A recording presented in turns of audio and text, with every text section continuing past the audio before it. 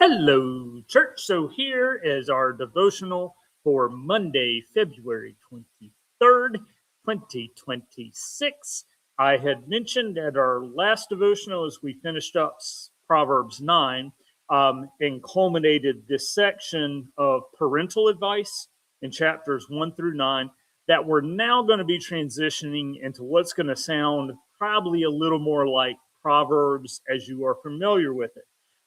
These are attributed to Solomon, so you're going to hear some words of like Solomonic wisdom that's going to be coming up. Let me give one side note as well, and I'll be looking up this a little more extensively, but I haven't said who's actually doing our commentary on Proverbs. It is a professor from Eastern College in St. David's, Pennsylvania, named Raymond. I think it's Van Leeuwen. There might be a slightly different pronunciation.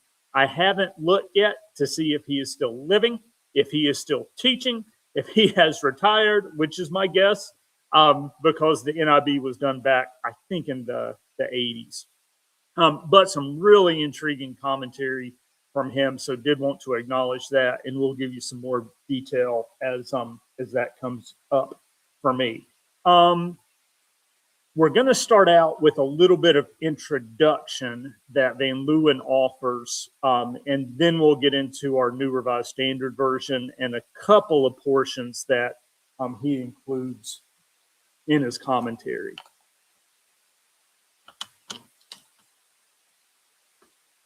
The first Solomonic collection of sayings, and this is from chapter 10, verse 1 to chapter 22, verse 16, can be divided into two parts, 10:1 through 15:33, and then 16:1 through 22:16.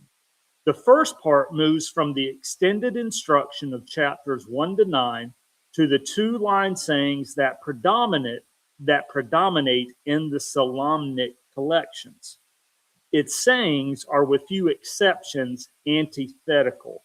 That is, the parallel lines present topics and comments using a rich interplay of synonymous and contrasting terms. For example, wisdom is contrasted with folly, sloth with diligence, joy with sorrow, so that issues are illuminated from more than one side. In particular, this section pervasively contrasts righteous and wicked. These concepts are active even when the terms are not used, because they are commonly portrayed in concrete words, actions, and images. To move the widow's boundary stone is wicked, even if that term is not used. And that's in 15, which it'll take a while for us to get there. So here's our portion of scripture from today, and this will be verses 1 to 8. The Proverbs of Solomon. A wise child makes a glad father, but a foolish child is a mother's grief. Treasures gained by wickedness do not profit, but righteousness delivers from death. The Lord does not let the righteous go hungry, but he thwarts the craving of the wicked. A slack hand causes poverty, but the hand of the diligent makes rich. A child who gathers in summer is prudent, but a child who sleeps in harvest brings shame. Blessings are on the head of the righteous, but the mouth of the wicked conceals violence.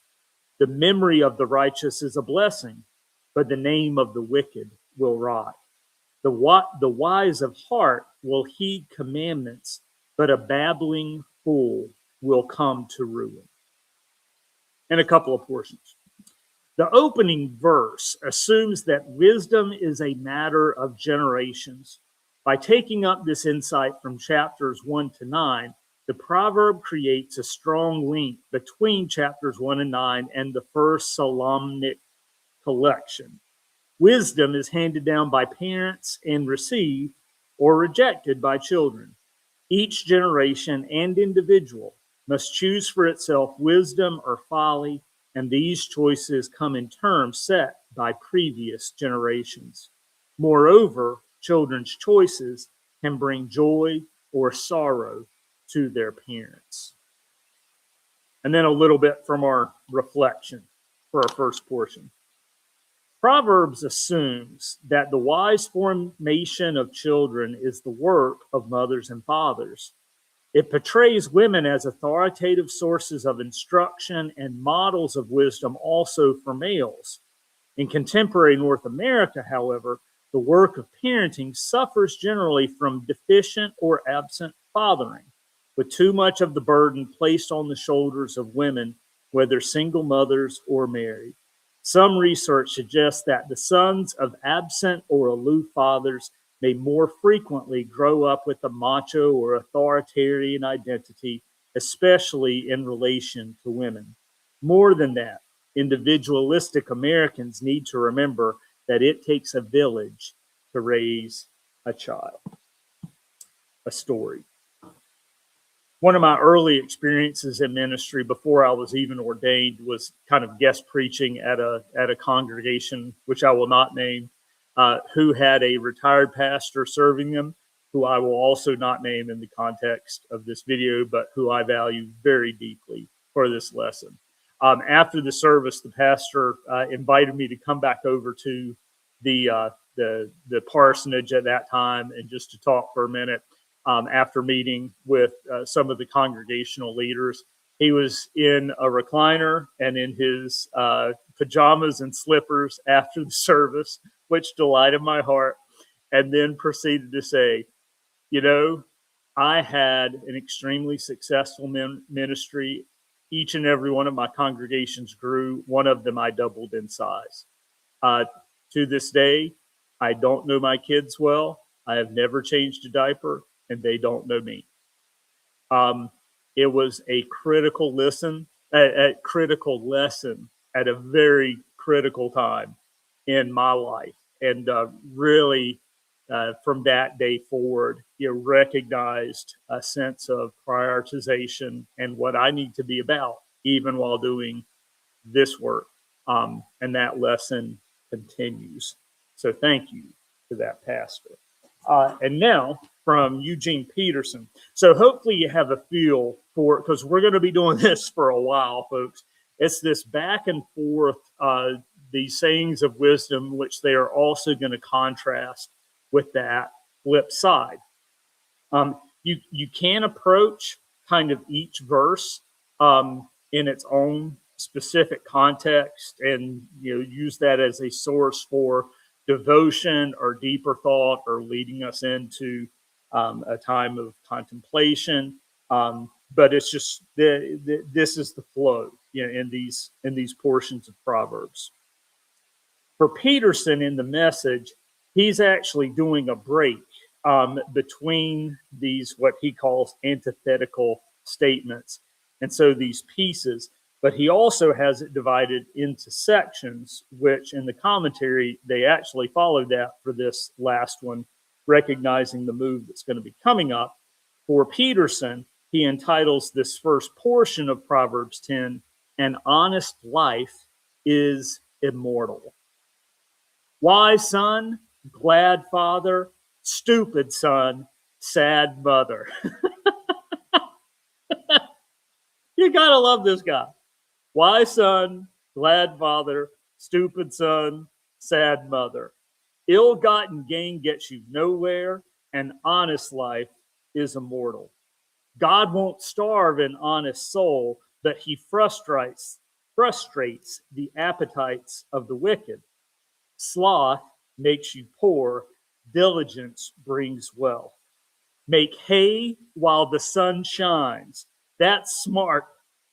Go fishing during harvest. That's stupid. Oh my God. Okay.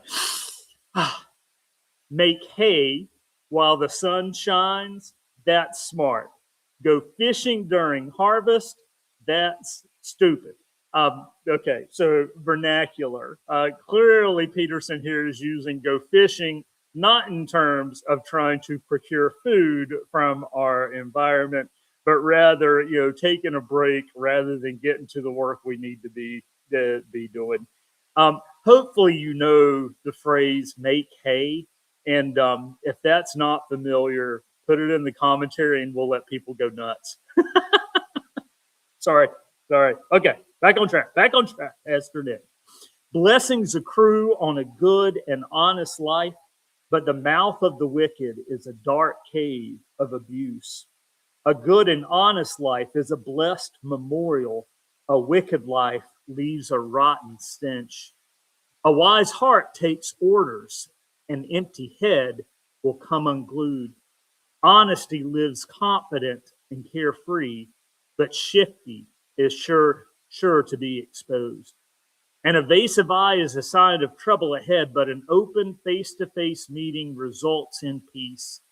The mouth of a good person is a deep, life-giving well, but the mouth of the wicked is a dark cave of abuse. Hatred starts fights, but love pulls a quilt over the bickering. You'll find wisdom on the lips of a person of insight, but the short-sighted needs a slap in the face. The wise accumulate knowledge, a true treasure. Know-it-alls talk too much, a sheer waste. And one more time. You'll find wisdom on the lips of a person of insight, but the short-sighted needs a slap in the face.